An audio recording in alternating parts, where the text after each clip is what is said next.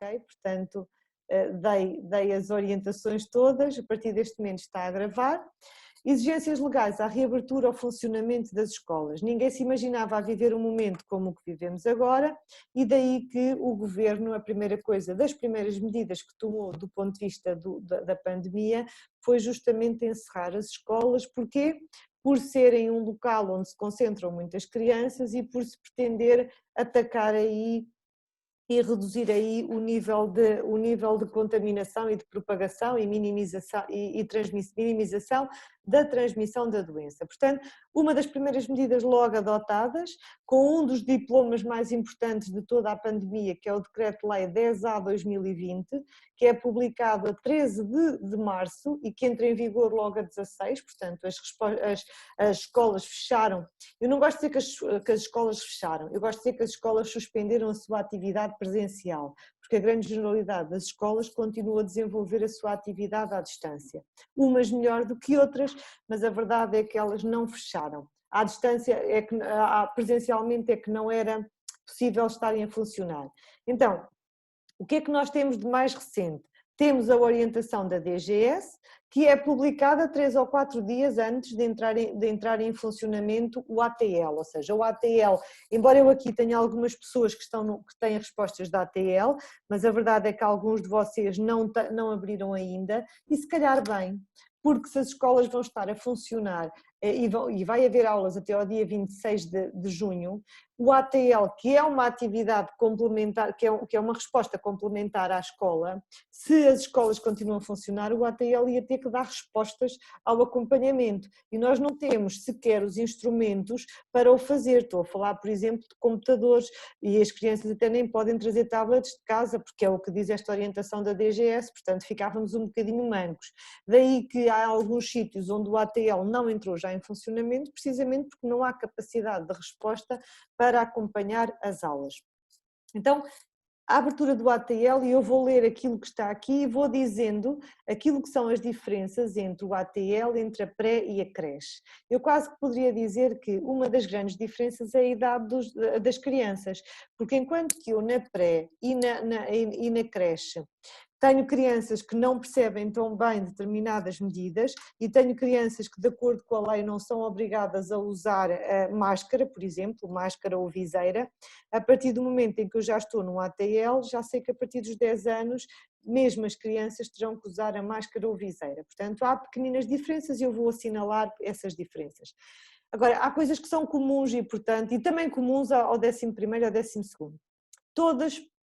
Em qualquer uma destas respostas deve haver sempre um plano de contingência. E o plano de contingência deve prever algumas coisas. Deve prever, nomeadamente, as medidas que nós adotamos para prevenir, para mitigar a propagação deste terrível vírus, deve ter procedimentos definidos para saber o que fazer quando encontramos um caso suspeito de Covid-19, e a verdade é que a DGS já mudou várias vezes a definição e a descrição daquilo que é um caso suspeito, mas a verdade é que nós temos em todas as respostas ter que ter um procedimento, saber o que é que se faz com este aluno que é suspeito de ser portador de Covid-19, e aí funciona-se de maneira diferente em cada uma destas, já vamos ver. É preciso prever uma área de isolamento onde haja um telefone, uma cadeira, água e alimentos que não se estraguem com o tempo por forma a alimentar a criança que é suspeita do vírus,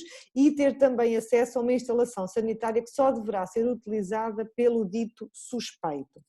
E ainda depois ter um circuito definido para que o trajeto pelo qual essa criança chega a essa sala e sai dessa sala não seja nos espaços comuns onde andam outras crianças, e ainda ter, juntamente dos pais, atualizados todos os contactos de emergência, ou seja, é importantíssimo agora mais do que nunca que os pais atualizem os contactos, os telemóveis, os telefones dos locais de trabalho, porque eles vão ter que ser informados logo que acontece uma situação destas e têm que imediatamente se deslocar à escola para vir buscar o seu filho e para contactar a linha da saúde 24.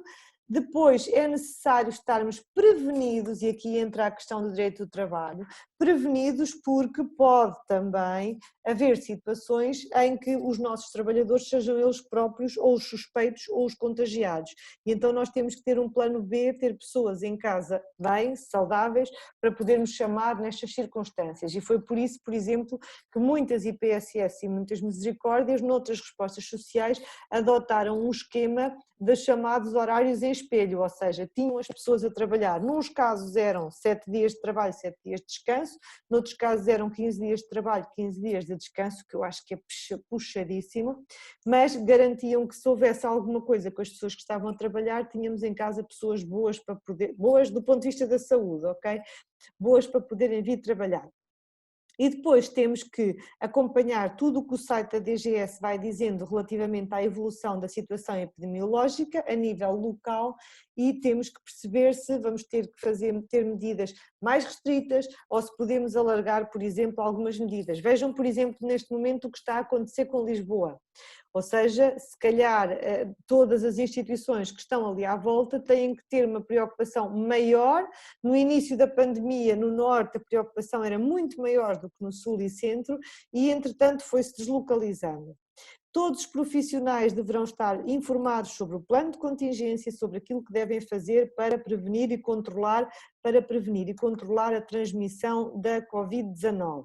E devem estar também as escolas devidamente articuladas com as entidades de saúde, as autarquias, a segurança social e a proteção civil. E este é um ponto importante, porque nesta articulação há, por exemplo, a necessidade de, havendo um caso suspeito, nós identificarmos junto do centro de saúde e das autoridades de saúde quem é que é o caso suspeito ou eventualmente quem é que tem a Covid-19. E quando estamos a fazer junto desta entidade, nós não estamos a violar o Regulamento Geral de Proteção de Dados, ou melhor, nós estamos de facto a transmitir informações e dados pessoais sensíveis, mas isso não é uma violação do regulamento, uma vez que o próprio regulamento diz que a saúde pública permite que determinados dados possam ser divulgados. E neste caso são divulgados junto de autoridades públicas que vão ter acesso àquela informação por uma questão de salvaguarda da saúde pública. Depois o que é que ainda se diz? Enquanto que em alguns estabelecimentos vem-se dizer que determinadas áreas devem ser encerradas, aqui, que é o caso do que se diz, por exemplo, relativamente às escolas ao 11º e ao 12º, por exemplo, se a cantina não estiver a funcionar tem que ser encerrada, aqui diz-se uma coisa diferente, diz-se que se nós tivermos alguns espaços que não estão a ser utilizados, o ATL pode se expandir para lá, por forma a fazermos mais grupos e haver menos crianças no mesmo espaço. Todos os profissionais, as crianças e jovens e os seus encarregados de educação devem ser informados sobre as medidas de conduta dos espaços e medidas de prevenção.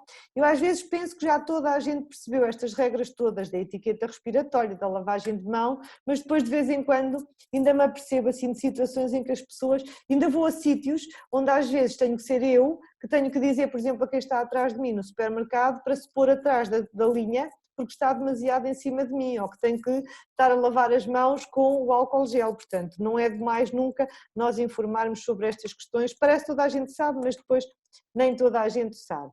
Então e colocar esta informação bem visível, a DGS disponibiliza esta informação. Todos os estabelecimentos devem assegurar a existência das condições necessárias para adotar as medidas recomendadas, como por exemplo a questão das instalações sanitárias com água, sabão líquido, com dispositivo doseador e toalhetes de papel de uso único, portanto acabaram as toalhas para limpar as mãos, portanto neste momento cada criança limpa um toalhete e o toalhete vai fora, promover boas práticas de higiene, por exemplo no caso da creche, esta norma idêntica já diz que as crianças devem ser ajudadas para aprenderem a lavar as mãos direitinhas. No caso do ATL já não se fala na questão do auxílio por parte dos trabalhadores da instituição. Gestão de resíduos diária, e aqui não há nenhuma necessidade de fazer um tratamento especial dos resíduos. Só haverá, se eventualmente for identificado um caso suspeito, porque nesse caso tudo aquilo em que essa criança tocar tem que ser guardado e tem que ser colocado no lixo num duplo saco, devidamente fechado. Material para os procedimentos adequados de desinfecção, a DGS disponibiliza aquilo que são os líquidos e os meios mais adequados de desinfetar e limpar os espaços, equipamentos de proteção, tal como máscaras para todo o pessoal. Há aqui uma coisa engraçada, porque nós andámos quase, nós não, mas a DGS andou à guerra com esta questão das máscaras. Começou por dizer que não eram precisas máscaras, depois veio dizer que afinal eram precisas em algumas pessoas, depois já era máscara e viseira, depois é máscara ou viseira, e então agora nós temos um artigo na lei que vem dizer uso de máscara e viseira. Mas depois o próprio artigo já fala que não é obrigatório as duas coisas, é uma ou outra. São obrigatórias para todas as pessoas com mais de 10 anos, com as seguintes exceções. Alguém que tenha, por exemplo, um problema do ponto de vista físico e tenha uma declaração médica a dizer que não pode utilizar a máscara ou a viseira, ou do ponto de vista mental, ou seja, algum problema do foro mental que também pode fazer com que a pessoa não seja aconselhável o uso de máscara ou viseira. Não se esqueçam então que temos duas situações e só estou a alertar porquê? Porque isto acontece muitas vezes a propósito dos equipamentos de proteção individual, da higiene, saúde e segurança no trabalho. Portanto, também me palpita quando as pessoas começarem a ver que usar máscara de facto é um bocadinho desconfortável e que podem tentar pedir para não usar, mas só com estas declarações médicas. Depois, a obrigatoriedade de ter também dispensadores, o álcool gel, que tem que estar disponível sempre na entrada e saída do edifício e sempre em cada sala e em cada atividade ou a cada espaço onde se vai realizar a atividade, como por exemplo à entrada da biblioteca, à entrada da sala de informática.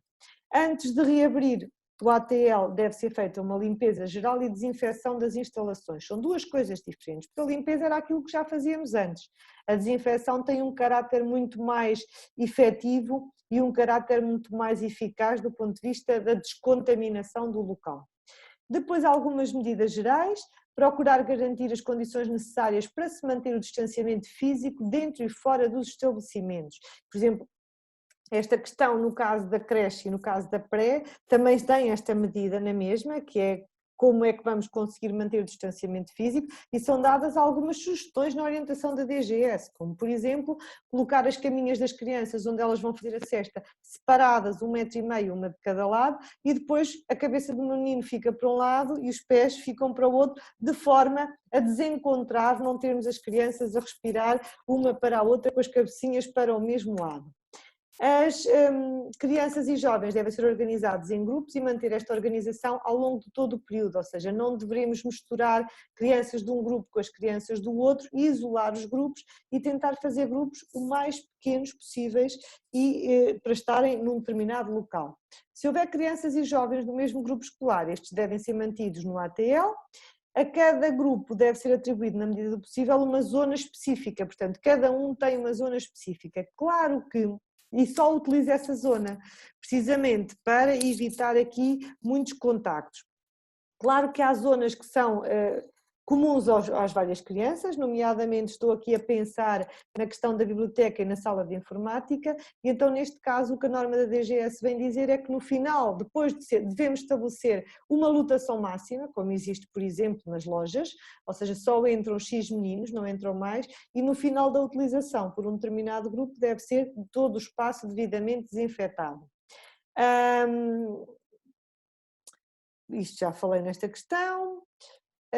Também já, organização de horários e circuitos de forma a evitar o cruzamento entre as pessoas, quando, por exemplo, imaginem que temos um grupo que está em sala a fazer atividade em sala e não deve estar, está um em sala e está um a fazer uma atividade fora da sala, por forma a que não haja aqui muitas crianças no mesmo espaço e fazer com que as entradas e saídas sejam desfasadas para evitar os cruzamentos. Às vezes uma coisa que se verifica é, por exemplo, na hora da refeição, muita gente a circular pelo mesmo espaço e, portanto, tudo isto deve ser evitado, horas diferentes para as tomadas de refeição e garantir que o espaço por onde um grupo chega não é o espaço que está a ser utilizado pelo outro que está a sair. À saída e à entrada do CATL, as crianças e jovens devem ser entregues, recebidos individualmente pelo seu encarregado de educação ou pessoa por ele designada à porta do estabelecimento, evitando sempre que possível a circulação dos mesmos dentro do estabelecimento, ou seja, os pais de preferência não entram na escola, entregam na portaria e a criança é recebida. Há algumas escolas que introduziram aqui algumas medidas, parece-me que boas, embora não sejam obrigatórias do ponto de vista da DGS, como por exemplo, a DGS prevê isto no caso da pré, mas não prevê isto aqui, como por exemplo haver sapatos que estão na nossa escola e que as crianças quando chegam tiram os sapatos que vêm da rua e andam dentro do nosso espaço com os sapatos que cá estão e que foram eventualmente desinfetados durante a noite. Isto é uma boa prática e não me parece que seja assim descabida no caso do ATL também. Há, por exemplo, outros sítios onde usam bata e a bata nunca vai para casa, portanto a bata fica sempre na escola, só vai quando é para lavar, como é óbvio, para garantir que a roupa da rua não ande em contacto com as outras crianças. Há uma altura, esta é uma altura em que especialmente é importante que os pais não diversifiquem o número de pessoas que pode vir buscar e levar a criança à escola. Porque todos os anos, na altura em que eles inscrevem a criança, eles indicam uma listagem de pessoas que podem vir buscar e trazer. É o pai, é a avó, é o primo, é a prima, é a amiga, este, aquele e aquele. Só que a verdade é que nesta altura, mais do que nunca, é importante aqui reduzir o circuito. É importante para nós, escola, e é importante para a própria criança, porque com quanto menos pessoas tiverem contacto, menos há essa possibilidade do contágio. Sempre que possível, manter a ventilação e o arejamento das salas, dos corredores do estabelecimento. O acesso à sala deve ser limitado, só entram na sala profissionais e crianças e jovens afetos à mesma.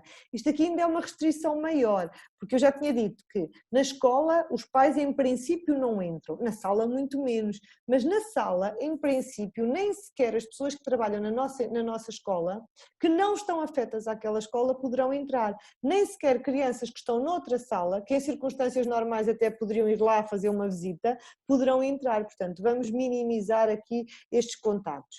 No acesso ao estabelecimento, acautelar sempre que as pessoas na entrada e na saída ou lavam as mãos ou então desinfetam as mãos com álcool gel. Criou-se esta ideia do álcool gel por tudo e por nada, mas em bom rigor é preferível até uma boa e efetiva lavagem das mãos. Sempre que possível, portões e portas devem estar abertas para impedir que as pessoas tenham que tocar e ao tocar as maçanetas, por exemplo, são uma fonte de contágio muito grande, portanto, ao estarem sempre abertas, as portas, os portões e as janelas faz com que as pessoas não tenham que pegar em nada para abrir e para fechar. Ora, esta é uma regra que é diferente no ATL, porque já estamos a falar de crianças mais crescidinhas, da regra que aparece na creche e na pré, porque na pré, nomeadamente, o que diz a DGS é que, se possível, as portas devem estar abertas, desde que isso não ponha em causa a segurança das crianças, ou seja, temos que encontrar aqui um equilíbrio entre a segurança física, não é? Não vamos deixar a porta aberta se logo ali há uma escada e a criança corre o risco de cair, e a questão da saúde pública. Nas salas devem ser mantidas as medidas de distanciamento, garantindo a maximização do espaço entre pessoas. Garantindo que, para isso, e são aqui indicadas algumas medidas, enquanto que, por exemplo, na orientação da DGS falava-se na questão dos colchõezinhos, aqui fala-se na questão das mesas. As mesas devem estar o mais junto à parede possível e deve-se fazer com que estejam afastadas umas das outras, o distanciamento mínimo de 1,5 m. E depois colocar as mesas de modo a que as crianças não estejam uma de frente para a outra, ou seja, idealmente estão todas a olhar para o mesmo lado, para não haver esta proximidade de cara com cara. Assegurar que sempre que possível as crianças e jovens não partilham objetos ou que os mesmos são devidamente desinfetados entre utilizações. Portanto, isto vai apelar à criatividade de todas as educadoras e as ajudantes de ação educativa para desenvolverem atividades em que preferencialmente cada criança utilize os seus próprios objetos. Não tenha que haver partilha de objetos, porque a partilha obriga à desinfecção entre cada uma das utilizações. Portanto, o ideal é mesmo sermos criativos e pensarmos agora em atividades onde os objetos utilizados são os mínimos possíveis, porque senão isso ia nos obrigar a andar a fazer a desinfecção de uns para os outros. Na creche e na pré também há uma norma muito idêntica, que é dizer evitar que as crianças partilhem os brinquedos uns com os outros, mas aí é mais difícil de implementar do que aqui, que estamos a falar de crianças mais velhinhas, a quem se explica uma atividade e se diz só pode utilizar este lápis e esta tesoura. No caso das crianças mais pequeninas é mais difícil porque uma pessoa distrai-se, olha para o outro lado e a bola que estava na boca de um já está na boca do outro. Garantir material individual necessário para cada atividade, Eu, por acaso, em algumas instituições que acompanho, há uma norma que nós pomos sempre no regulamento interno da instituição, que é: não é permitido trazer de casa material nenhum, porque o trazer de casa qualquer brinquedo que seja é sempre um problema. É um problema porque nós tentamos incentivar nas crianças o valor da solidariedade e o valor de emprestarem às outras aquilo que são os seus brinquedos. Mas, em bom rigor, não temos legitimidade para o fazer se há uma criança que traz um brinquedo que é da sua propriedade. Se for da propriedade da escola, temos toda a legitimidade para lhe dizer: agora chegou o teu momento de brincar, dás a outro. Se for dele, já não há muita legitimidade para o fazer. Mas a verdade é que, se dizemos e a criança empresta e o brinquedo por algum motivo se estraga, é um problema, e depois quem é que assume esta responsabilidade? Além de que trazerem brinquedos de casa, eu acho que aumenta sempre as assimetrias sociais e faz com que as crianças às vezes tenham assim, se achem imbuídas de prerrogativas que eu acho que nós não devemos incentivar, e portanto esta é uma altura em que especialmente é a DGS a dizer: não tragam brinquedos de casa, criança nenhuma deve trazer brinquedos ou outros objetos que não sejam necessários, não devem ser trazidos de casa, a menos que se trate, por exemplo, sei lá, de um medicamento que a criança está a tomar por um motivo qualquer, tem que trazer de casa e tem que vir desinfetado para a escola. Remover da sala todos os acessórios não essenciais para as atividades lúdico-pedagógicas, reforçando a limpeza e desinfecção regular de todos os outros. A mesma coisa é dita a propósito da creche e a propósito da pré. E a propósito da creche ainda é reforçado que, nomeadamente, peluches devem ser mesmo retirados, porque devem-se deixar ficar os brinquedos só que sejam facilmente desinfetados, e os peluches não são. No período das refeições, devem-se manter as medidas de distanciamento e higiene, nomeadamente a deslocação para a sala de refeições deve ser desfasada para diminuir o mínimo de crianças que estão em cada momento a tomar a sua refeição e para diminuir também o cruzamento. Antes do consumo das refeições, isto já o era antes, portanto é só reforçar esta prática, devem ser lavadas as mãos e, se for necessário, explicar como é que se deve fazer uma lavagem de mãos de forma correta. Lugares marcados, com a certeza de que há um distanciamento mínimo entre 1,5 m e 2 metros entre cada um, e deve-se garantir que se descontamina todas as superfícies utilizadas entre trocas de turnos, nomeadamente as cadeiras, as mesas e outras. Não estão autorizadas, e aqui não é referido, mas era referido a propósito, por exemplo, da creche e da pré, não há partilha de instrumentos, nem há a partilha de alimentos, portanto não há aqui trocas de nada. Aquela coisa do pegar num bocadinho e dar a outra pessoa com a mesma mão, não há hipótese. Durante as atividades organizadas pelo CATL no exterior, como por exemplo passeios, e agora eu acho que houve aqui alguns de vocês que disseram que em junho e agosto que iriam estar abertos com as atividades de tempos livres, portanto estas questões são especialmente para vocês. Quando organizarem qualquer atividade lá fora, vão ter que garantir as indicações da DGS para medidas de prevenção e controle, que são o distanciamento físico entre as pessoas, sobretudo quando se trata de pessoas, de grupos que não são os grupos com os quais nós estamos habitualmente em contacto, higiene regular das mãos, a etiqueta respiratória, utilização da máscara de acordo com a legislação em vigor. Já vimos aqui, máscara só é obrigatória a partir dos 10 anos. E mesmo a partir dos 10 anos há aquelas duas situações em que não é obrigatória, a pessoa pode ser dispensada. Não quer dizer que crianças mais pequeninas não possam usar a máscara, só que obrigatória só é a partir dos 10 anos. Evitar a partilha desnecessária de artigos pessoais, evitar a organização de atividades em espaços públicos em que não seja possível assegurar o distanciamento entre o vosso grupo e outras pessoas, porque o vosso grupo já está habituado a estar todos os dias uns com os outros, portanto o ideal aqui é separá-los de outras pessoas que possam eventualmente ser outra fonte de contágio. Já disse esta questão dos 10 anos de idade. As crianças e jovens, bem como os profissionais com sinais ou sintomas sugestivos da Covid-19 não devem apresentar-se, no caso dos trabalhadores, não devem apresentar-se ao serviço e terão a justificação de faltas.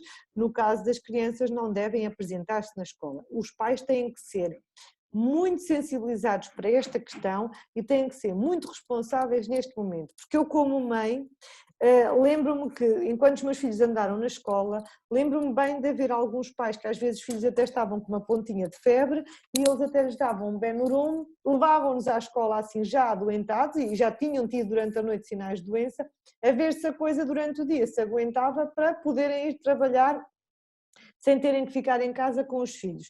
E à custa disso, os meus filhos foram apanhando conjuntivites, gastroenterites e uma série de coisas, às vezes de doenças que já vinham de trás, mas eram camufladas e os meninos iam na mesma para a escola. E isto é grave. Mas neste contexto que vivemos de pandemia é gravíssimo e, portanto, os pais têm que ser especialmente responsáveis nesta situação. Daí que nós à frente vamos falar sobre como atuar num caso suspeito e eu aconselho a que num caso suspeito, quando os pais são chamados, idealmente a chamada para o Serviço Nacional de Saúde até deve ser feita à nossa frente. E já explico porquê. Higienização ambiental. A limpeza e desinfecção das superfícies, de acordo com a orientação da DGS, é uma prática recomendada para prevenção e transmissão da Covid em ambientes comunitários. Só que as diferentes superfícies têm diferentes tempos durante o qual o vírus se mantém ativo. E há algumas onde de facto nós tocamos mais vezes. Portanto, todas as superfícies podem ser fonte de contaminação, desde o metal, ao vidro, ao papelão. Há tempos diferentes em que o vírus se aguenta em cada uma delas, mas há algumas que, como apresentam risco de contaminação e são de toque mais frequente, têm que ser desinfetadas mais vezes ao longo do dia, como é o que acontece com as maçanetas das portas, interruptores da luz, telefones, tablets, teclados e ratos de computadores, principalmente quando usados por várias pessoas, e esta foi uma das razões pelas quais algumas instituições não avançaram com a ATL já no dia 15, porque os computadores que teriam a serem utilizados pelas várias crianças iam ter que andar a ser desinfetados entre a utilização de uns para os outros, botões de elevadores, torneiras de lavatórios, manipulos de autocolismo, mesas, bancadas, cadeiras, corrimãos, dinheiro, controles remotos, entre outros. Desinfetados várias vezes ao longo do dia. Desinfetado não é limpo, é muito mais do que limpo, tem produtos próprios para garantir uma limpeza muito superior a esta.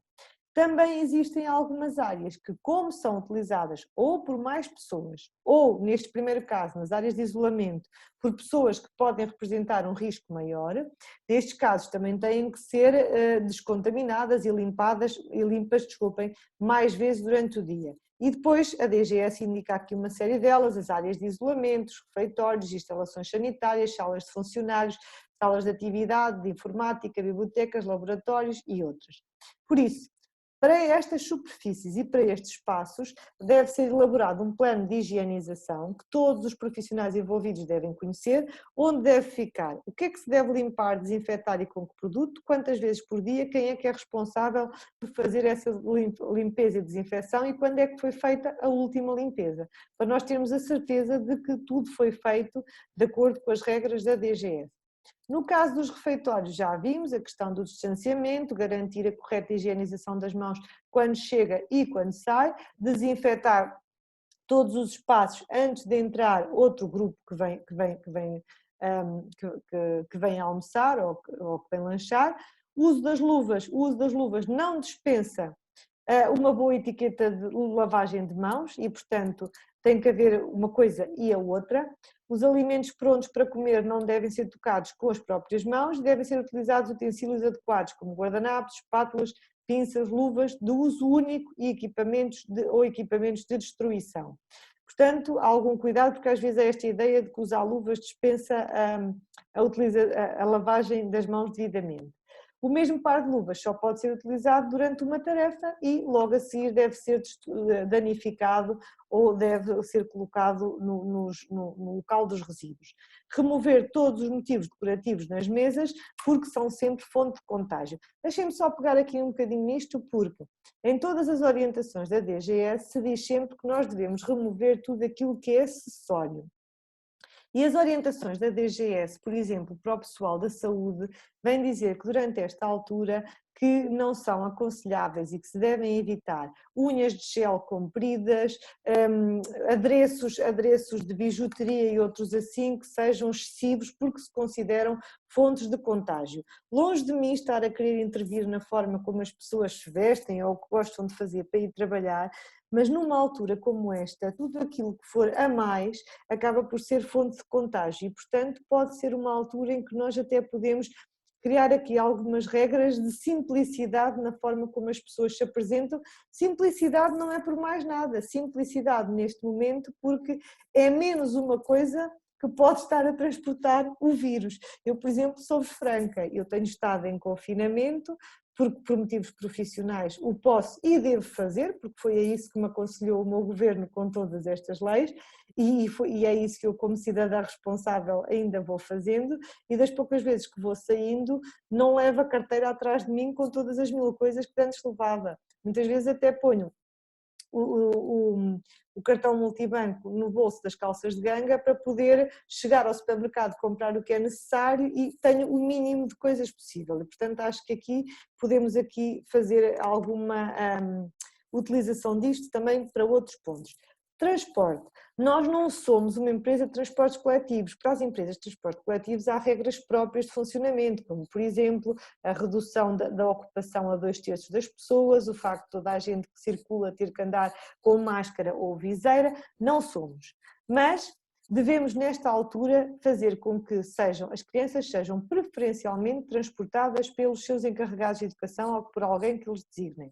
E se porventura assim não for, e elas forem transportadas nas nossas carrinhas, aí sim devemos seguir as orientações da DGS relativas aos transportes coletivos de passageiros, na parte em que é para ser aplicável a nós, nomeadamente a questão do intervalo de segurança entre os passageiros, a lotação máxima que tem que ser reduzida, o facto de haver álcool gel na entrada e na saída, descontaminação da viatura após cada viagem. Por exemplo, a orientação da DGS para as empresas de transporte coletivo prevê uma coisa que a nós não é aplicável, que é, por exemplo, a questão de, nesta altura, ser dispensada a venda de tickets e de bilhetes a bordo, para evitar o manuseamento de dinheiro. Atuação perante um caso suspeito. E aqui vou perder aqui um bocadinho de tempo, porque é diferente a forma como nós atuamos aqui na creche e na pré. Ou pelo menos a DGS não teve uma linha coerente em todas estas situações. Perante a identificação de um caso suspeito, este deve imediatamente ser encaminhado para a área de isolamento. Já vimos que deve estar apetrechada com água, com bens não perecíveis, com o telefone e ainda com acesso a uma casa de banho que só deve ser utilizada por este. Os encarregados de educação do caso suspeito devem ser de imediato contactados para levar a criança e aconselhados a contactar o Serviço Nacional de Saúde 24 ou outras linhas. Este contacto só pode ser realizado por nós se os pais expressamente o autorizarem. No caso da pré, diz só que, no caso da pré e no caso da creche, diz então que nós devemos chamar os pais e que são os pais a fazerem esse encaminhamento e esse contacto. Aqui dá-se a possibilidade de nós pedirmos aos pais autorização para fazermos nós esse contacto. Eu sei que vai dar mais trabalho à escola, mas a verdade é que eu preferia que fossem as escolas. Porque é que a lei diz isto? E porquê é que não podemos nós, ao identificar uma criança suspeita, a ligar imediatamente para o Serviço Nacional de Saúde 24? Porque estamos a revelar dados pessoais de saúde sensíveis. E não podemos, sem a autorização dos pais. Já vimos isto nas várias formações que demos de RGPD, mas se os pais autorizarem já podemos fazer a ligação. Portanto, eu até diria que se calhar não é má ideia, não sei se agora ou no início, por exemplo, imaginem para quem ainda não abriu o ATL, passar logo no início uma folhinha em que os pais dão autorização para, se houver uma situação de suspeita, para ser a própria escola a ligar para o Serviço Nacional de Saúde 24. Por acaso, no outro dia tive um caso que me contaram em que os pais ligaram quando ainda estavam a caminho da escola e a enfermeira do Serviço Nacional de Saúde disse que não podiam ser eles a ligar, tinha que ser da escola para a escola conseguir explicar quais é que eram os sintomas da criança. Portanto, mas isto é do ponto de vista prático, para o Serviço Nacional de Saúde, do ponto de vista legal tem que ser assim, precisamos do consentimento dos pais para podermos ser nós a fazer essa chamada. Portanto, e se os pais vierem, não nos derem o consentimento e vierem, e é quando eles estiverem com a criança, eu até acho que era tão conveniente que os pais fizessem o telefonema à nossa frente. E sabem porquê? Porque eu temo que haja, não estou a dizer que isto vai acontecer, mas temo por isto, Temo que às vezes alguns pais mais despreocupados até tenham sido alertados e às tantas até no Serviço Nacional de Saúde tenham dito que se calhar até é bom que a criança fique em casa durante mais algum tempo em, em avaliação.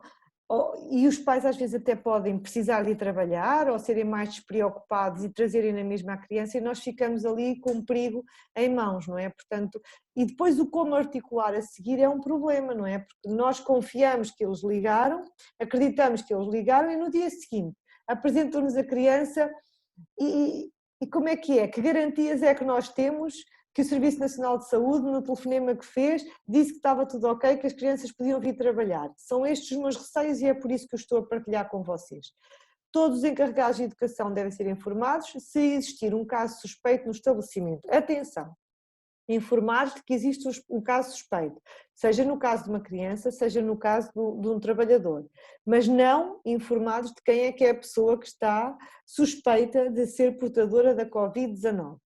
A Autoridade de Saúde Local, essa sim, vamos identificar quem é que é a pessoa, porque essa terá os seus mecanismos para depois fazer o circuito necessário para alertar as outras que eventualmente possam ser próximas e que devam manter-se vigilantes durante esta altura. Nós não podemos dizer quem é, só podemos dizer que há um menino desta escola que é suspeito de ter ou que há um trabalhador que é suspeito de ter. Não podemos dizer nomes, muita atenção por causa disto, porque não é só um dado pessoal sensível, é um dado pessoal sensível que neste momento é passível de discriminação e que obviamente que não é uma coisa que as pessoas queiram que se saiba.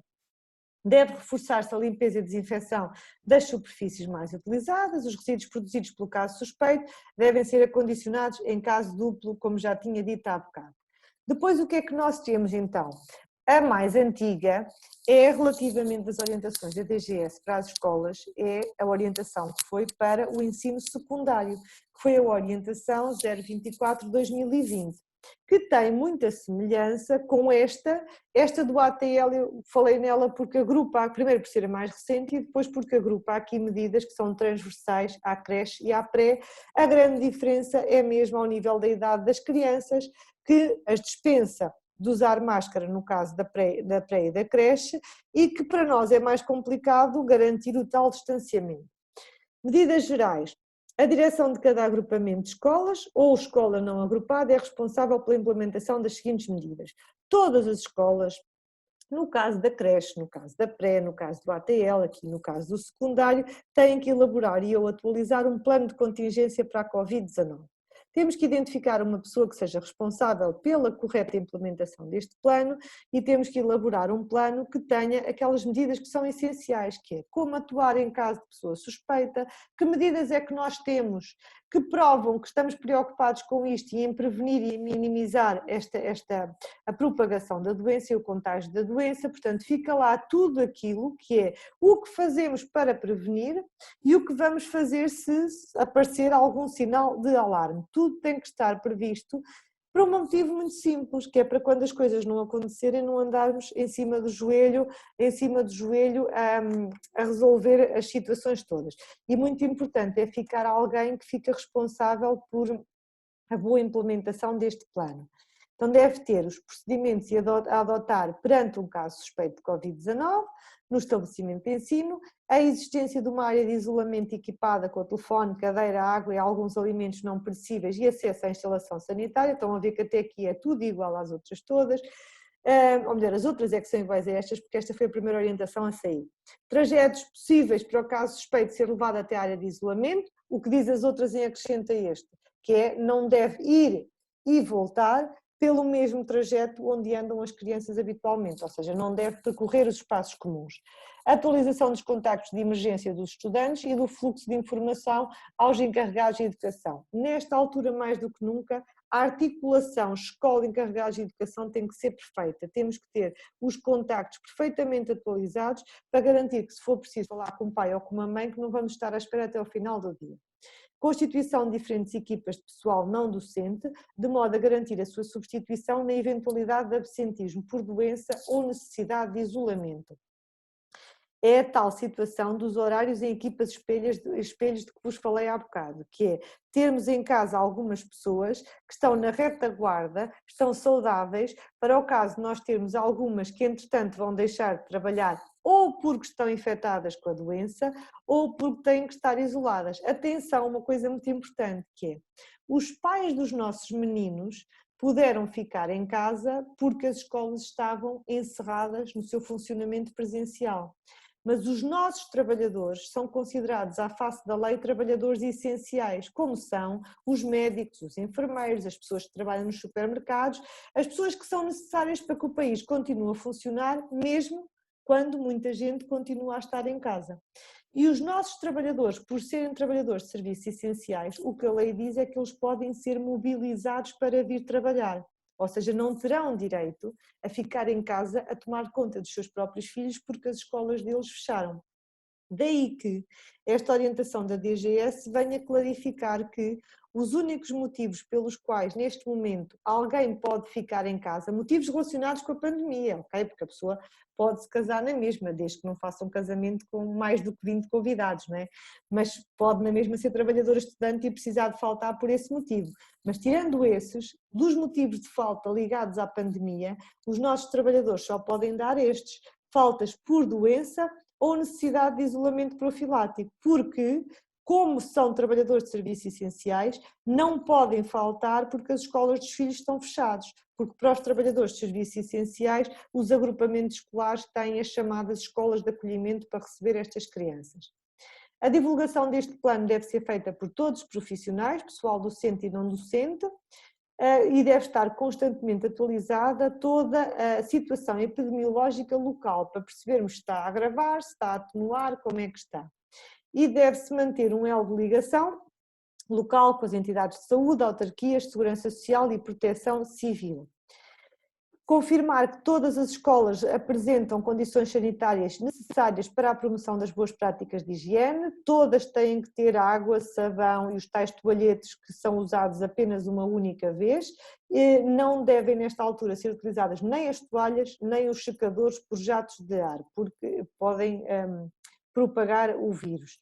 Procurar garantir as condições necessárias para se manter o distanciamento físico dentro e fora do edifício escolar.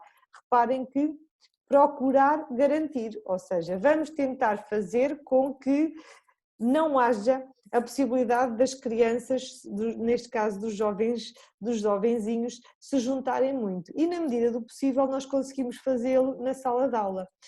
Isto é engraçado porque, como vos disse, os meus filhos são adolescentes e são adolescentes com muita vida e que gostam muito de sair e de estar com os seus amigos e ter os seus grupos de jovens e grupos de amigos e assim, e eu às vezes vou brincando com eles, imponho obviamente algumas regras no desconfinamento, mas vou brincando com eles e vou dizendo que neste momento preocupa-me imenso o comportamento dos jovens, que muitos deles não estão nas escolas porque o governo entendeu, e bem, que as escolas poderiam ser potencialmente foco de contágio, mas depois vão para as praias, eu vivo perto da praia, e estão em grupos de 20 e 30, uns quase em cima dos outros, e portanto daqui que até a própria DGS coloque procurar garantir as condições, ou seja, ter espaço para que não tenham que estar uns em cima dos outros, é isso que está aqui escrito. Confirmar que a gestão de resíduos é mantida diariamente sem necessidade de proceder a tratamento especial. O mesmo se dizia a propósito do ATL. O único tratamento especial que nós vamos fazer é no caso de haver uma pessoa que é suspeito de ter a Covid-19. Garantir a existência de material e produtos de limpeza para os procedimentos adequados da desinfecção e limpeza dos edifícios escolares, garantir o cumprimento da obrigatoriedade da utilização de máscaras no acesso e permanência nos estabelecimentos de ensino, pelos funcionários docentes e não docentes e pelos alunos, porque aqui já estamos a falar de maiores de 10 anos, já todos terão que utilizar ou máscara ou viseira. Uma coisa ou outra é o que a lei diz. Disponibilizar informação para toda a comunidade escolar sobre como é que se faz a correta lavagem das mãos, como é que se põe a mão à frente do nariz e da boca e como é que se coloca bem a máscara. Já agora, aqui não se diz, mas a mim parece-me que nós como escola devíamos batalhar muito, como é que se põe a máscara e onde é que se deixa a máscara quando ela deixa de ser utilizável, porque é um horror uma pessoa ir a passear e encontrar ruas inteiras cheias de máscaras no chão. Portanto, as pessoas já eram um pouco civilizadas anteriormente, mas nesta altura a falta de civismo associada a esta falta de respeito pelas outras pessoas consegue ser ainda mais preocupante. Alunos e pessoal docente e não docente com sinais ou sintomas sugestivos de Covid não devem apresentar-se na escola.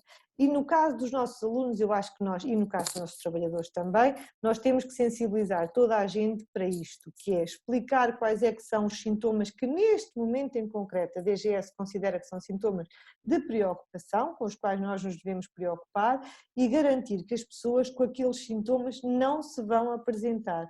Claro que estamos todos a acreditar muito na boa-fé e no sentido cívico uns dos outros, porque estes sintomas podem ser camuflados ou podem ser negligenciados pelas pessoas. E que, se tiverem esses sintomas, devem imediatamente contactar o Serviço Nacional de Saúde 24. Já vos vou falar mais à frente sobre a questão da medição da temperatura. A medição da temperatura é uma não questão. Parece-me a mim, porque anda toda a gente muito preocupada com a medição da temperatura, quando, segundo a DGS, não sei o que digo, apenas 20% das pessoas que têm a Covid apresentam a temperatura como um dos sintomas. Portanto, a preocupação toda e a preocupação em controlar o Regulamento Geral de Proteção de Dados, para mim é uma não questão, porque é um sintoma apenas e que não é garantido que as pessoas o tenham sempre. Outras questões. Ao nível da organização geral, os alunos devem ser organizados em grupos e manter esta organização ao longo de todo o período que permanecem na escola. E, portanto, os grupos não se misturam, os grupos não se alteram e não há aqui uma partilha dos jovens entre um grupo e o outro. Este grupo deve ter, na medida do possível, horários de aulas, intervalos e refeições, organizados de forma a evitar o contacto com outros grupos. Portanto, um bocadinho aquilo que nós vimos ali no ATL, portanto, garantir que há aqui um desfazamento entre os horários de uns e de outros para termos a certeza que não há cruzamento de grupos diferentes. E os grupos estão alocados a uma sala só, ou seja, para garantir também aí que a mesma sala não é utilizada por várias pessoas, porque senão isto iria obrigar à desinfecção entre uns e outros.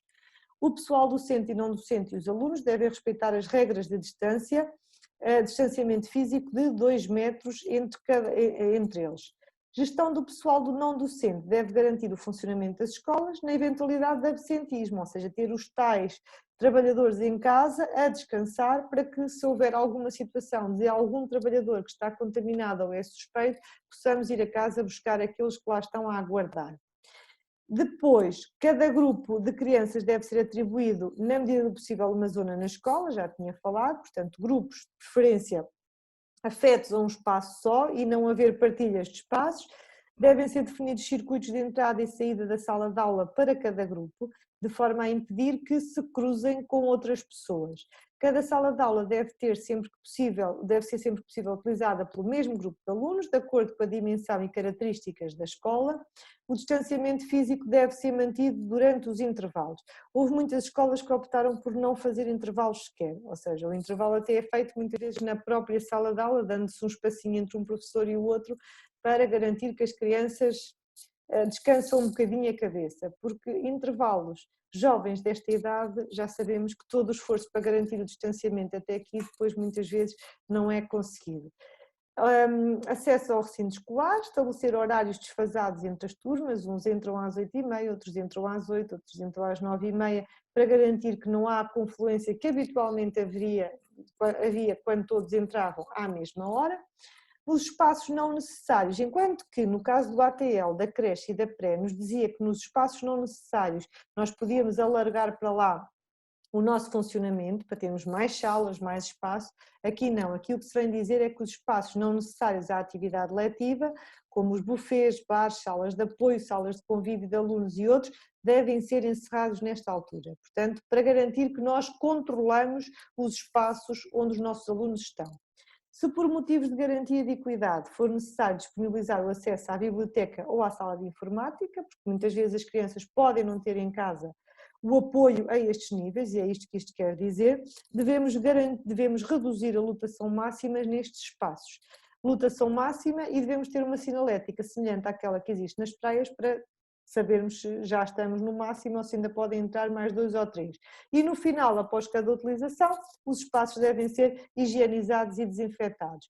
Idealmente, se todas as crianças em casa tivessem uma boa biblioteca, tivessem uma sala, tivessem o computador necessário, nem sequer seria necessário que estes espaços também pudessem, nesta altura, estivessem a funcionar e abertos. No acesso ao recinto escolar deve-se garantir que todos estão a utilizar máscara. Deve ainda acautelar-se a higienização das mãos à entrada e à saída, com a tal disponibilização do álcool gel. Manter portões e salas abertas, de forma a evitar que todos tenham que tocar no mesmo local para abrir e para fechar. Na sala de aula, devemos garantir a maximização do espaço entre os alunos e docentes, para garantir que há um mínimo de 1,5 m, 2 metros entre uns e outros. Para isso, as mesas devem ser dispostas o mais possível junto das paredes e janelas, portanto, minimizar e encurtar os espaços entre a mesa e a janela para aumentar o espaço entre cada uma das mesas. E para garantir que as crianças, que os jovens não estão todos uns a olhar para o mesmo lado, uns a olhar para os outros, devem olhar para o mesmo lado e não uns para os outros. É isto que agora aqui vem. As mesas devem estar dispostas com a mesma orientação, evitando uma disposição que implique alunos virados de frente uns para os outros. Isto deve ser evitado, privilegiar-se uma renovação frequente do ar, preferencialmente com as janelas e portas abertas, até porque os ares condicionados da maior parte dos estabelecimentos são com circuito fechado e isto é completamente desaconselhável nesta altura. Procedimentos se encontrarmos um caso suspeito, e é importante aqui articularmos isto tudo. O pessoal docente e não docente deve ser informado sobre o plano de contingência e sobre o que fazer se encontrar um caso suspeito. Idealmente, identificar na escola alguém que fica responsável por esta situação. E se a funcionária A, B ou C detectarem uma situação destas, porque devem estar informadas sobre como é que a gente sabe que é um caso suspeito, devem imediatamente encaminhar a criança para aquela pessoa que está designada como responsável por este procedimento. Perante a identificação de um caso suspeito, se for detectado no estabelecimento de ensino, porquê? Porque se for detectado fora, supostamente, e o que diz a orientação da DGS é que a criança nem sequer deveria vir para a escola, os adultos, no caso dos trabalhadores.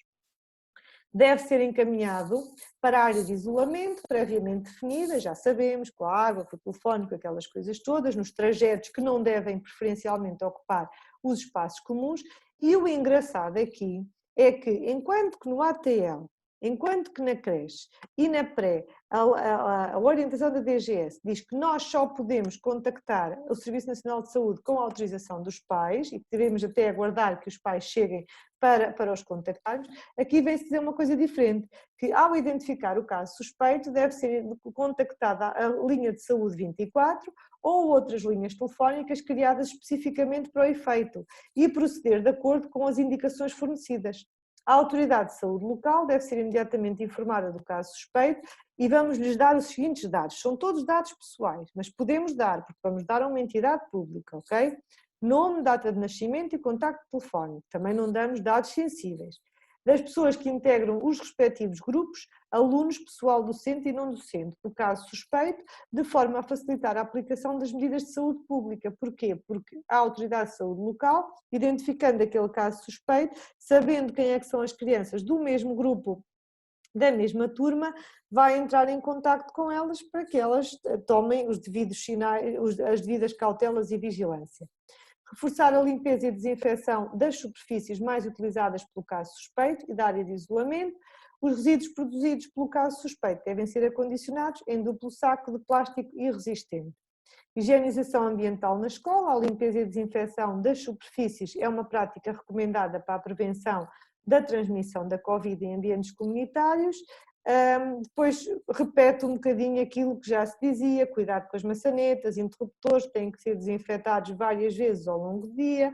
Há áreas que são as áreas de maior contaminação, porque é aquelas onde passam mais pessoas, não estão só as mesmas pessoas, que é o caso dos laboratórios, o caso das instalações sanitárias, salas de professores, salas de aulas, além dos cuidados de limpeza e desinfecção. Os espaços devem ser ventilados de acordo com as suas características, por forma a permitir a renovação do ar interior,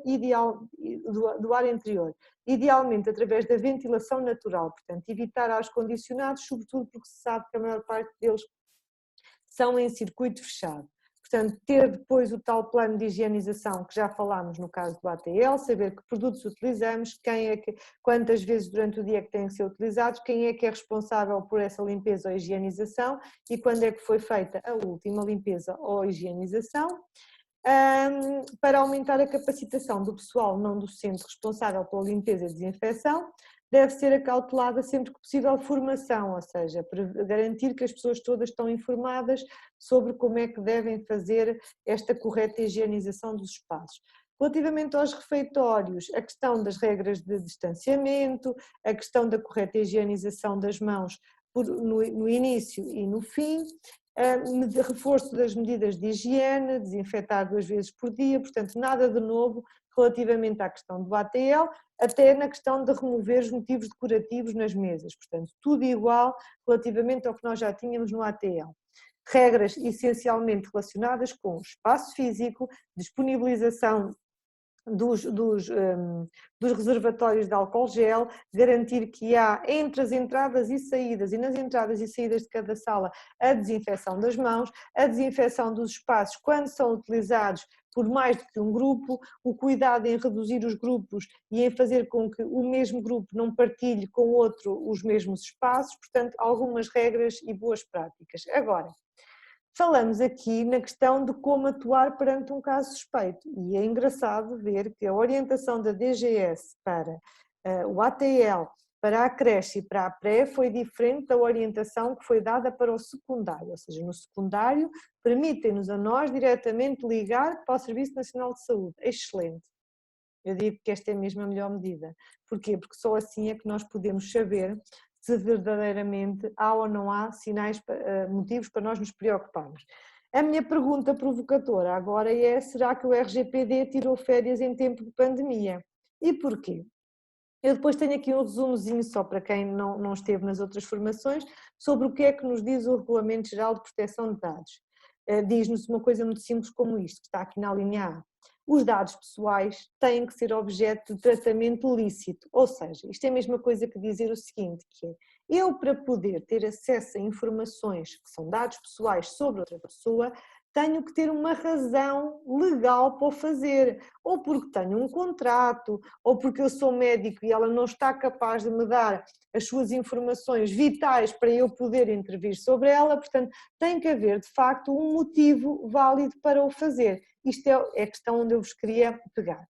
Depois, o Regulamento Geral de Proteção de Dados, e aqui nesta questão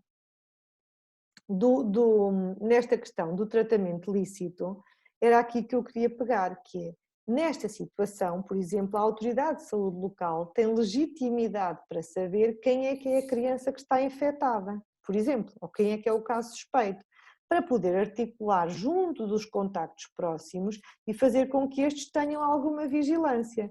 A Autoridade de Saúde Local tem legitimidade para saber isto, mas os outros pais dos outros meninos não têm direito a saber quem é que é o menino que é suspeito ou que está infectado, ou quem é que é a funcionária ou a professora que é suspeita ou está infectada.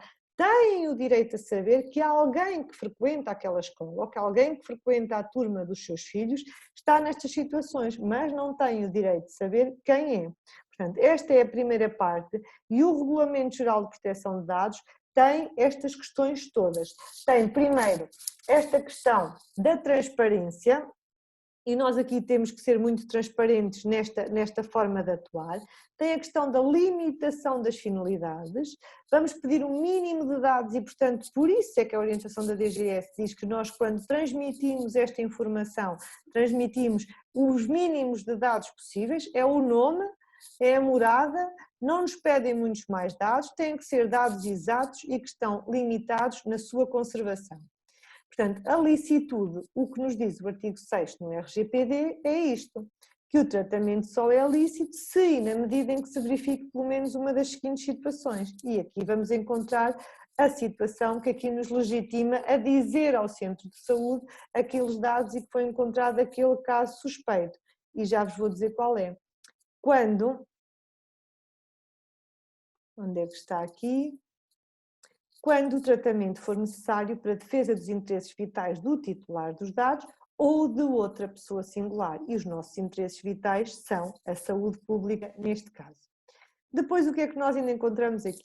Encontramos no artigo 9º do RGPD um artigo que nos diz que, por princípio, os dados pessoais sensíveis, e a saúde é um dado pessoal sensível, é proibido. Ora, vejam lá. Número 1.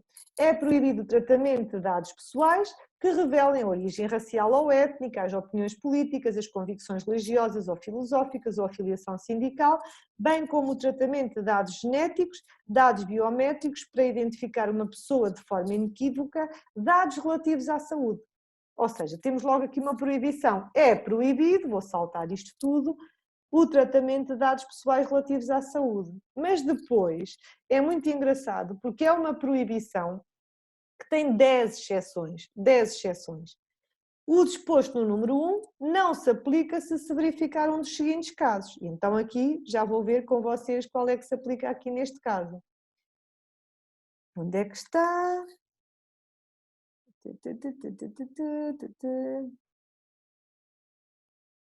Só um bocadinho.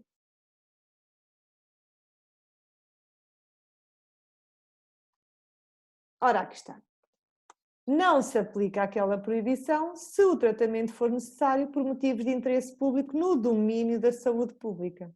E, portanto, temos aqui toda a legitimidade para telefonar para o Centro, Nacional, para o Centro de Saúde e dizer que há um menino assim, e ao Centro de Saúde podemos dizer quem é o menino, que é suspeito de ou que é portador de, para depois o próprio Centro de Saúde agir em conformidade com esta situação, ok?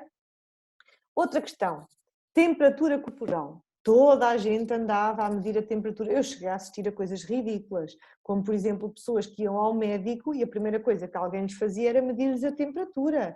As pessoas entrarem, por exemplo, num espetáculo e estava alguém na entrada a medir a temperatura. Eu no outro dia fui júri de um procedimento concursal numa Câmara Municipal e queriam medir a temperatura quando eu entrei para a sala. Só podem se eu autorizar, portanto, relativamente à questão da temperatura corporal, não sendo eu um caso suspeito, ninguém pode chegar ao pé de mim e dizer que me quer medir a temperatura. Eu até deixo, até nem tenho problemas de que me meçam a temperatura, embora no meu caso a minha temperatura revele pouco sobre mim, porque eu sou daquelas pessoas que se eu tiver 38 graus de febre estou a morrer, portanto é raríssimo fazer temperatura. Mas em todo o caso acho isto uma não questão e é preciso nós esclarecermos isto. Não podemos medir a temperatura, por exemplo, aos nossos alunos, a menos que haja o consentimento dos pais para o fazer. Não me choca que se peça o consentimento aos pais, não me choca nada. Nós antes já o fazíamos, sem Covid. E, portanto, não me choca, mas sempre com a autorização dos pais. Não me choca nada que se peça aos pais a autorização para isto. Não o podemos fazer, é sem autorização. E relativamente aos trabalhadores? Relativamente aos trabalhadores, o Decreto-Lei 10A, que é o mais importante de todos nisto tudo, tem um artigo que só foi introduzido no dia 1 de maio, que vem dizer assim, controle da temperatura corporal.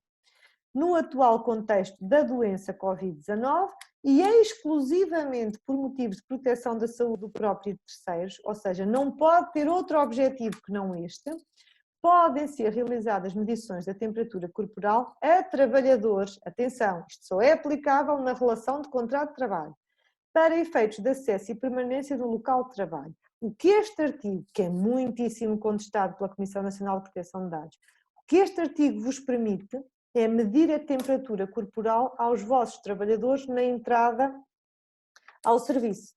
E se tiverem uma temperatura acima daquilo que é aceitável, que também a DGS não diz o que é, se estiverem acima daquilo que é aceitável, não lhe podem permitir o acesso ao trabalho. Pronto, é o que este artigo permite. E depois o número 2 vem dizer que vocês medem a temperatura e não têm que pedir autorização.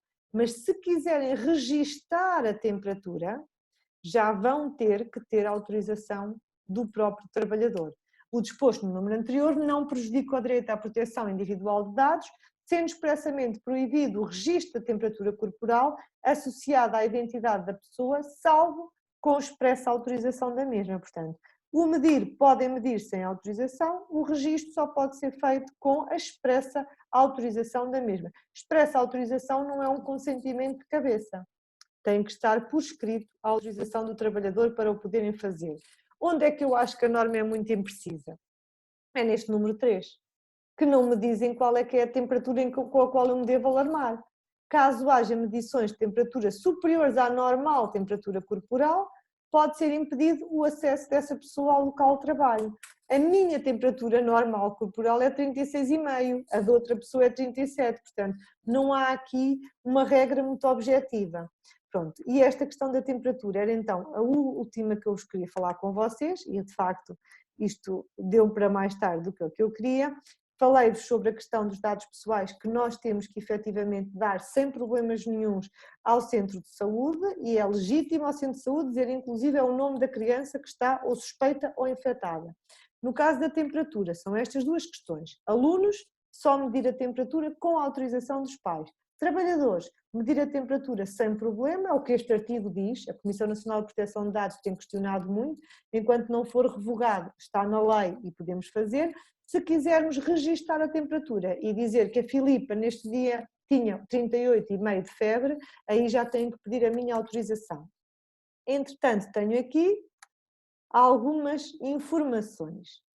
Então tenho aqui a direção pedagógica, diz que a delegação de saúde a ser informada deve ser a da zona da residência da pessoa hipoteticamente infectada. Neste caso, o delegado de saúde pode ser diferente da zona do colégio.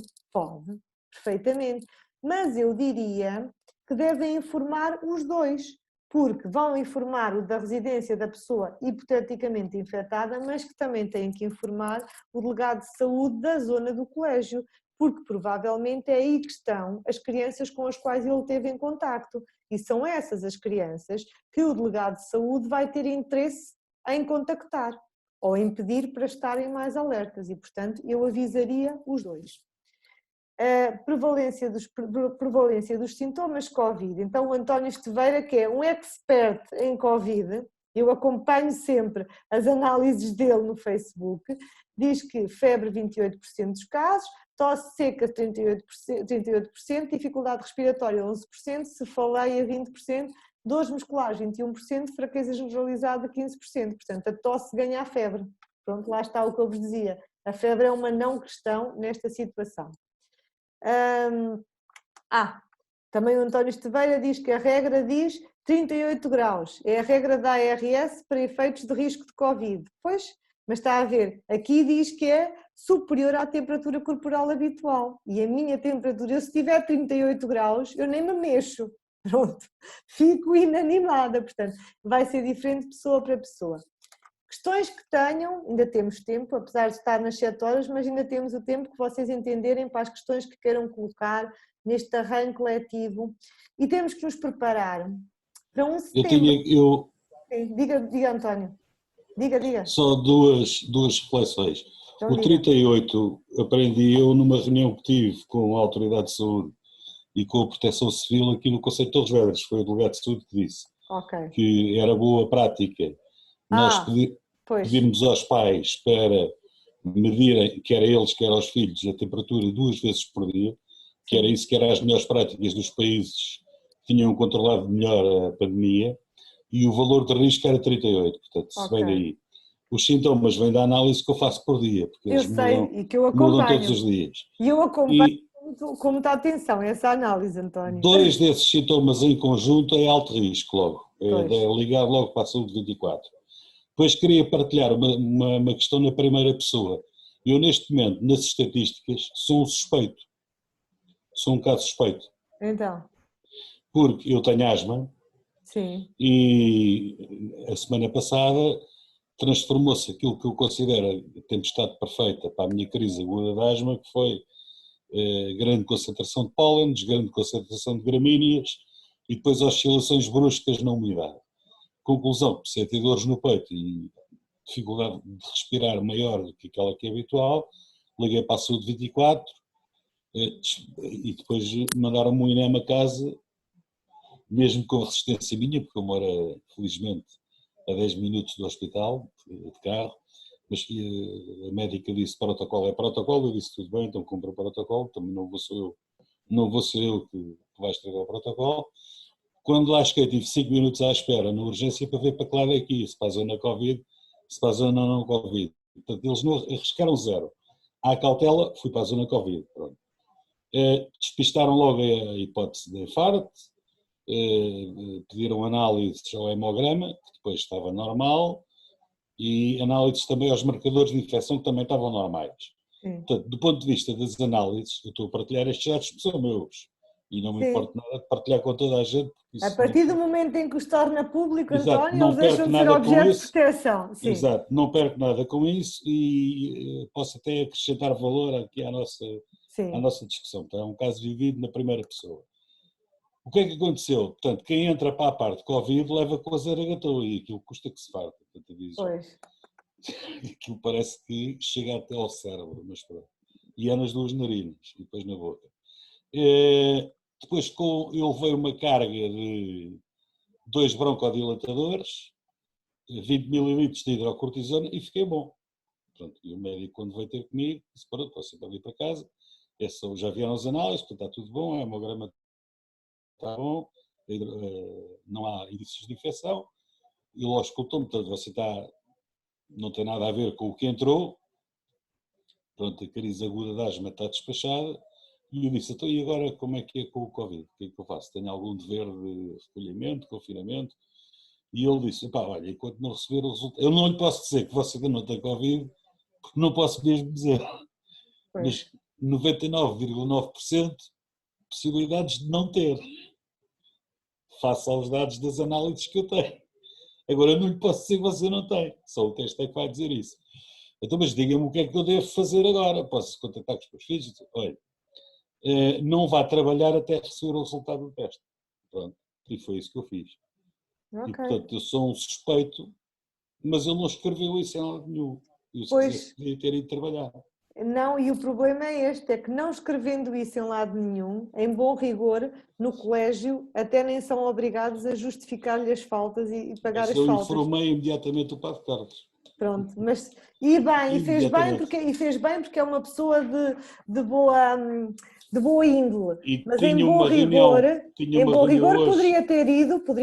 Não, era o que faltava. Não estava a violar. Não, mas estou a falar no campo hipotético. Se fosse, não estava a violar norma nenhuma a partir do momento em que não tem uma orientação. Mas e ele, ao não escrever isso, também não dá a possibilidade.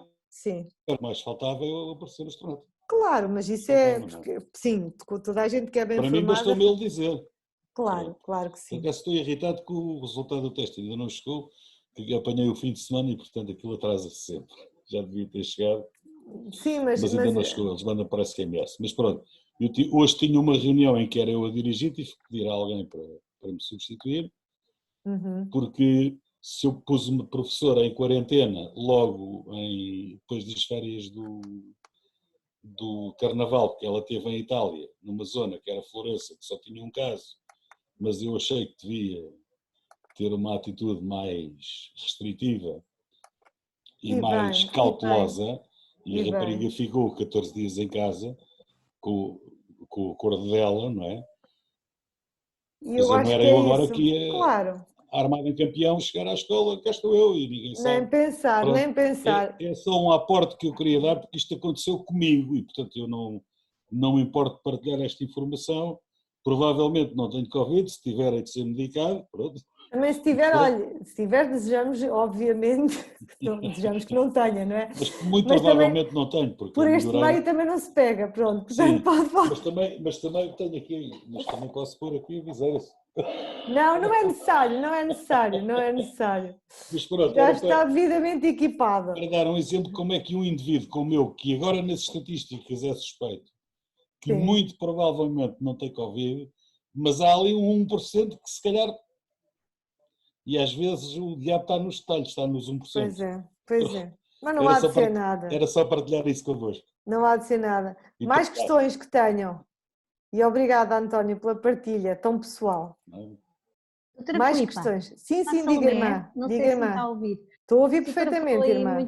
Muito bem que não devemos misturar os grupos e que a entrega dos meninos e a recepção deve ser tanto quanto possível pelas mesmas pessoas, não é? Sim. Isto é um bocadinho difícil. Idealmente, imaginemos, estou aberta às 7h30 da manhã, até às 7h30 da tarde não há nenhum funcionário que esteja 12 horas a trabalhar. E ao final as entradas e as não, saídas irmã, quando eu é o digo que mais deve ser difícil feita, de gerir, deve não ser é? feita pela mesma pessoa da parte dos familiares, ou seja, Dos familiares. A nível de escola é um bocadinho difícil, embora nós queiramos realmente isolar os grupos e ter um sim, contacto muito restrito entre grupos, não é? Neste caso, sim, sim, sim, havia aqueles momentos em que se reuniam por anos, por exemplo, por 3 sim, anos, 4 anos. A nível de creche não se põe tanto, porque a entrega é mais individualizada e de salas sim, e isso. sim, A sim. nível de pré-escolar, tanto as entradas como as saídas havia espaços comuns e agora esse espaço tem que ser Irmã, dividido, não é? sim, Para que não estejam nos mesmos. mas eu diria que se calhar uma boa prática, e pegando justamente no horário que me está a dizer, entre as 7 da manhã e as 7 da tarde, 7h30, 7h30, 7h30, 7h30. 7h30, ou que seja, uma boa prática pode ser, por exemplo, afetar 2 trabalhadores à questão da entrega e da recepção das crianças, ou seja, em vez de poder ser qualquer trabalhador que vai à porta e que recebe a criança, se eu tiver, por exemplo, a Mariana e a Margarida, já estou a minimizar o contacto de pessoas que possam eventualmente entrar em contacto. Neste momento o Mas importante é isso já isso. estava a acontecer, doutora. Por exemplo, de manhã era sempre a mesma funcionária a Pronto, recebê-los. então aí não tem E problema, ao não final do tem. dia, O que uma ou esta duas norma que eventualmente se intercalavam. O que esta norma da DGS essencialmente bate, e qual é o grande ponto, é pedir aos pais para neste momento evitarem que possam ser várias pessoas a vir trazer a criança, porque não só aquela criança tem contacto com avós, tios, com este, com aquele e com aquele outro que podem vir trazer, como depois essas mesmas pessoas entram em contacto com os nossos trabalhadores no momento em que vêm trazer e buscar. Claro, E, portanto, isso é que deve ser claro. evitado, que é quanto menos pessoas tiver, neste momento é assim para todos nós, quanto menos pessoas, com quanto Sim. menos pessoas nós contactarmos, mais protegidos estamos, não é? Sim, eu doutora. Então, Dentro, em relação mesmo aos horários, por exemplo, alguém que faz mais os horários da manhã e alguém que faz mais o horário da tarde, não é? Por sim, exemplo. sim. Agora, isto de estar 15 dias a trabalhar, 15 dias em casa, Não, é isto foi feito nos lares, por para os exemplo, lares, foi feito 8 para os dias. lares. Embora neste momento nós estamos a viver o 4º período do estado de calamidade, que vai Pois, durar até ao dia 28 de junho.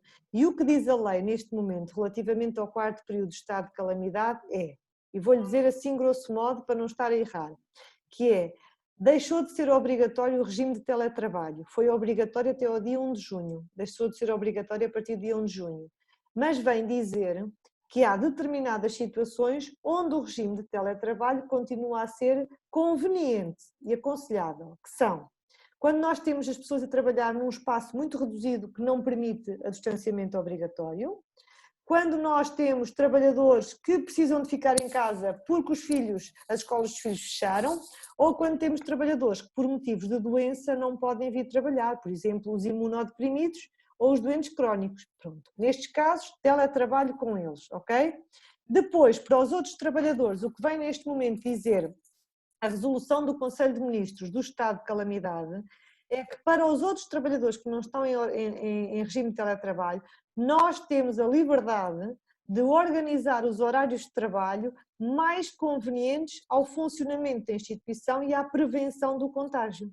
E, portanto, irmã, poderá eventualmente estes horários de, por exemplo, imagine, está-me a dizer que 15 dias, eu também acho, 15 dias a trabalhar e 15 dias em casa é muito puxado, mais ainda é porque vou-lhe excessivo. dizer, houve pessoas que estiveram 15 dias em que nem iam a casa, dormiam na instituição. E posso lhe dizer que há gente É muito boa. violentíssimo, doutora. Sim, mas há É gente muito violentíssimo. boa a trabalhar e muito abnegados, e que se as coisas não estão piores, a eles os devemos mesmo. Há pessoas muito boas a trabalhar, mas eu acho muito violento. Mas, por exemplo, no caso de uma creche, no caso de uma pré ou numa resposta da educação, pode ser uma solução termos equipas de semana a semana. Uma semana uma equipa pode, por exemplo, estar a trabalhar 12 horas, porque descansam aquelas 11 horas que são obrigatórias entre o fim do dia de trabalho e o início do dia seguinte, e na semana a seguir não está a trabalhar. Pode ser uma solução. E neste momento é permitida pela tal resolução do Conselho de Ministros.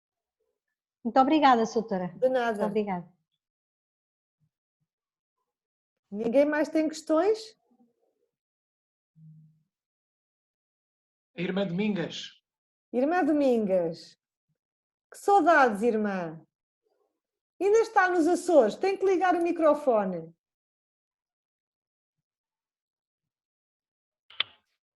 Muito obrigada. Olá, irmã, tudo bem? Bem, obrigada. E os Açores recomenda-se. Pois é, e é tão bom. Doutora Filipa, falou aí na mistura dos grupos. Estou preocupada com a ocupação dos tempos livres. Nós vamos ter agora em junho a volta de 77 crianças entre pré-escolar e primeiro ciclo. Os pais não têm com quem mesmo deixarem. Sim. Não há misturas de grupo, mas vamos imaginar, eu não posso misturar a creche, o pré-escolar e o primeiro ciclo, isso está fora de questão. Mas posso misturar, por exemplo, vamos imaginar que a turma dos 4 anos tenha 10 crianças, a turma dos 3 anos tenha 5 crianças. Eu posso misturar esses grupos? Sim, a orientação da DGS diz que se podem, grupos do mesmo nível. Podemos. Podemos misturar, pronto, era isso. Podemos. Obrigada. Idealmente, quanto menos misturadas tiverem, é o preferível. Agora, tendo grupos tão pequenos, não há problema em fazê-lo. Sim. Exatamente, era isso. Obrigada. Devem ser sempre os mesmos. Ou seja, esses 15 devem estar sempre em todas as atividades. Porque se eventualmente um deles for suspeito, só há que contactar com os outros 14. Ou seja, não temos 30 potencialmente contaminados. Exatamente. Muito obrigada. Era Nada. Essa é a minha dúvida. Então ninguém mais tem questões? Olha, está tudo a funcionar. Se mais ninguém tiver questões, Está tudo a funcionar tão bem nas vossas instituições que não há questões nenhumas. É capaz de haver daqui a uns dias, doutora Filipa. Não tem mal, eu depois recebo-as por e-mail. Eu tenho ainda uma. Então diga, irmã, diga. Deixei de repente de ouvir. É apenas uma dúvida. Sim, diga, irmã. Nós temos um encarregado de educação Sim. que acha que não deve trazer máscara para vir buscar a sua menina. Não há espaço para o achismo. Irmã, não há espaço para o achismo. Tem que trazer, é obrigado a trazer. Mas ele diz que não traz máscara porque ele está na rua. Ou seja, o pai não está à porta, mas tem um contato com a educadora que tem que entregar a criança. Tem que trazer. Irmã, chama um daqueles pais muito grandes dos outros mais velhos para falar com ele, está bem? Irmã, ele vê os outros, mas ele não quer saber. Eu fico tão triste porque isto de facto é a prova viva do egoísmo das pessoas. Porque ele vê os outros pais com máscara, mas ele diz que não traz. Ou seja, os outros pais respeitam-no a ele, mas ele não respeita os outros pais. Mas vocês aí, irmã, têm que ter as regras muito claras e até escritas de forma a dizer que na entrega e na recepção das crianças o pai tem que estar equipado com a máscara. Se depois chega à rua e atira, já deixa de ser a responsabilidade nossa. Agora, no acesso à nossa instituição tem que ter. Tem que ter. Irmã, deixei de ouvir. Sim. Eu fico muito triste com... Não pode ter máscara porque está na rua, está a ser recebido na rua. Não, tem que trazer. Tem que dizer, irmã, são as regras. Mas ele não entende e não quer entender. É o que eu digo, irmã, chama o tal pai do outro grande, se achou. Eu acho que deve seguir esta indicação do Dr. Fernando, porque eu acho que às vezes a soft law não chega lá. Portanto, tem que ser mesmo para a hard law. Agora que eu me lembrei que afinal estava a ser gravado, caramba, pá, puxa, pá. Não tem mal. Não citámos nomes, não violámos a privacidade de ninguém, portanto Não, mas o meu incentivo foi universal, doutora Filipa. E esse princípio da universalidade é que me preocupa. Ainda assim, doutor Fernando, porque obrigado, já me o bem jurídico em causa é muito superior a esse, que é a saúde pública de todos, portanto, acho que está desculpado. Não, isso vou-lhe dizer que o superior bem jurídico é saber que uma causídica tão competente me defenderá naquela área menos... Defende. Isto revolta-me muito mesmo, mas pronto. É horrível. Doutora Filipa, tem só mais uma questão. Agora para o final. Tenho aqui uma pergunta. Externato de São José. Externato de São José. No caso suspeito, quem paga as faltas? Boa questão. No caso suspeito, mas só se tiver uma autorização e um documento adeus ao filho da Maria Jorge, que estava a dizer adeus. Só se tiver um documento passado pela autoridade de saúde é que nós conseguimos justificar e pagar as faltas. Caso contrário, um caso suspeito só pode faltar, mas a falta é justificada, mas não remunerada. Está bem? Para que a falta seja remunerada, e nem é remunerada por nós, é remunerada pela Segurança Social. Se ele tiver uma declaração da Autoridade de Saúde, não é do Centro de Saúde, é da Autoridade de Saúde a dizer que esta pessoa deve manter-se em vigilância ativa, chama-se isto isolamento profilático, nós justificamos a falta, enviamos para a Segurança Social e a Segurança Social paga a 100% estas faltas. E sem período de garantia, portanto, paga logo desde o primeiro dia. Ok. Está bem? Obrigada. E há uma última pergunta no bate-papo. Vamos responder à última pergunta que está no bate-papo, se não se importam. Ok, sim, Se sim. concordassem, íamos concluir este nosso momento. Está bem, mas já agora convidava todos ainda os presentes. No caso que a irmã Domingas colocou, o colégio pode não receber a criança? Pode, porque estão em causa a segurança dos outros pais, dos docentes, dos não docentes e das outras crianças. Para isso era importante que, no momento em que nós abrimos a escola, e já agora para quem ainda não abriu, fica aqui uma dica, no momento em que se abre a escola, fazer uma circular a informar de quais é que são as regras e deixar bem claro que o colégio reserva-se o direito de não aceitar as crianças cujos pais não se apresentem equipados com os equipamentos de proteção individual aconselháveis. Pronto. E já não é surpresa. Quando ele vem, nós dizemos, desculpe, mas o seu filho hoje não vai entrar, já não é surpresa porque já avisámos, por escrito. Eu sou aquela chata que ao longo de 9 anos vos digo sempre que o povo diz e bem que as palavras levam ao vento, mas o que nós deixamos escritos responsabiliza-nos e responsabiliza os outros. Olha, desculpe, doutor Fernando, estiquei mais. Não esticou coisa nenhuma, agradeço-lhe imenso. E de resto, em complemento àquilo que a doutora Filipe acaba de dizer neste momento, eu permito-me partilhar convosco uma prática que muitos de nós adotamos, e sei que muitos aqui dos presentes, que para além do escrito e daquilo que nós previmos em plano de contingência, aquilo que nós previmos em comunicação aos pais, o facto de fazermos também uma comunicação fluida e solta com os pais, antes da abertura das valências, manifestou-se de uma enorme importância. Não foi presencial, é um facto, mas os meninos também estiveram todos em Zoom, e o facto de termos feito, como tantos que estão aqui presentes fizeram essas reuniões em Zoom, os pais, em data prévia à reabertura das valências, foi de uma enormíssima importância.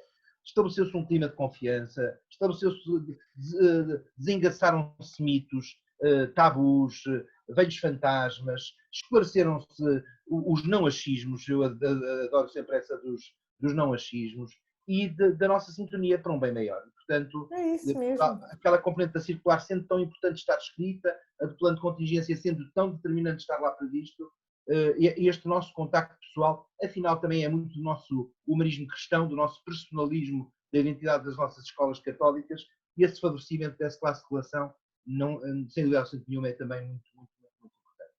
É isso mesmo. Olhem, caríssimos, eu ia convidar-nos então todos a despedir-nos. Eu fazia-vos 2 propostas. Uma primeira, recordada pelo sempre nosso eficaz secretário-geral, engenheiro Jorge Cotovio, porque, para além de sabermos que tivemos cá 60 pessoas, se ainda formos a tempo de saber quais as escolas presentes, pois eu vou deixar ainda a reunião aberta depois, entre aspas, a reunião aberta depois dela encerrar. A sessão aberta, mesmo depois de nós terminarmos aqui a nossa reunião, para que bate-papo uma escola possa lá identificar a escola que esteve presente. Já alguns foram embora, mas enfim, tentaremos criar aqui uma listagem das escolas que estiveram presentes, está bem? E portanto pedia que na zona onde diz bate-papo fossem por lá e um elemento de cada uma das escolas. Isto é tão lindo. Se os alunos lá do colégio fossem tão obedientes como estes, isto é fantástico. Já está aqui tudo em linha. Pois é. Para concluir, convidava-vos a 2 coisas. Em primeiro lugar, um enorme agradecimento à doutora Filipe.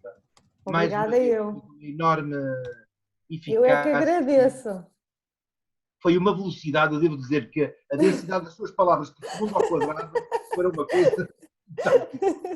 Mas muito obrigado. Acho que sou clara expressão de todos, dizendo quanto foi importante, quanto foi esclarecedor.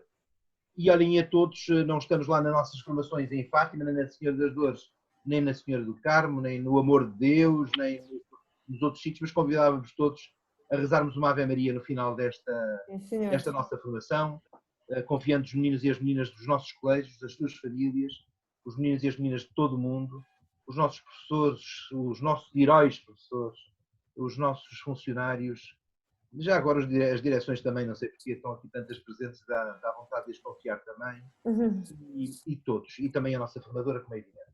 Convidava-vos a fazê-lo nesta oração à Nossa Senhora, convidava-vos, íamos rezar a Ave Maria, e depois terminávamos com a invocação de 4 invocações à Nossa Senhora, e estreamos as 3 invocações que o Papa Francisco acrescentou por estes dias à ladainha de Nossa Senhora.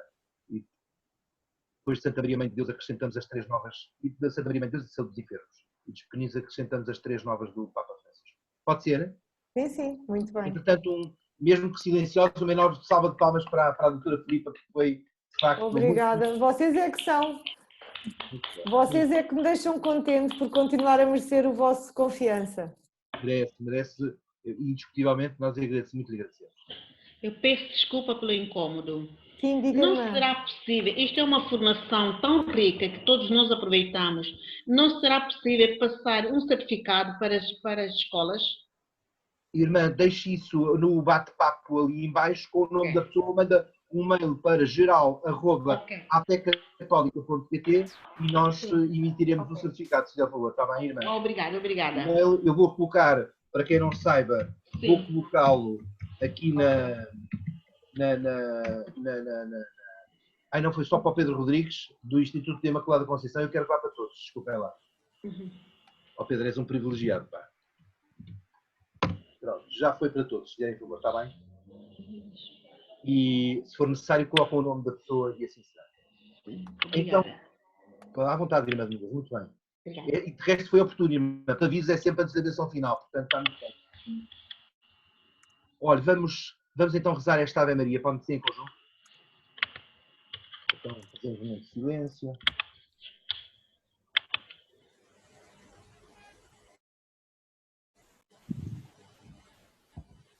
Estamos a bem. Ave Maria, cheia de graça, o Senhor é convosco. Bendita sois vós entre as mulheres. Bendito é o fruto do vosso ventre, Jesus. Santa Maria, Mãe de Deus, rogai por nós, pecadores, agora na hora da nossa morte. Amém.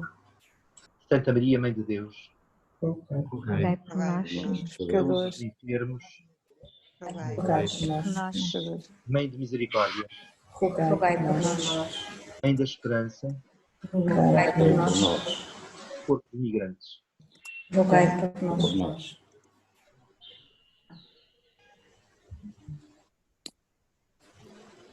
Eu acho que ficamos, quer dizer, se já estávamos bem com a Nossa Senhora, ainda ficamos melhorzinhos, não é verdade? É verdade. Um abraço muito grande a todos, obrigado pela presença de todos. Beijinhos e fiquem bem. Doutora Filipa, Fiquem bem. Obrigada. Sim. Ricardo, sou eu. Sim, Ricardo, sim, eu estou a vê-lo. Doutora, eu posso lhe fazer uma questão que não tem a ver Todas.